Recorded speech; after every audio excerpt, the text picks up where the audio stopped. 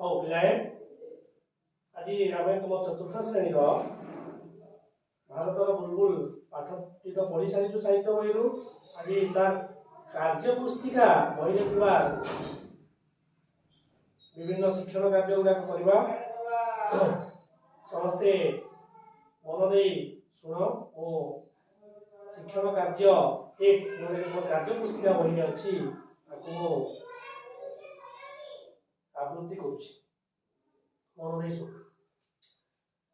ପ୍ରାଚ୍ୟ ଜଗତର କୋକିଳ ସିଏ ତ ନାରୀ ଜଗତର ହୀରା,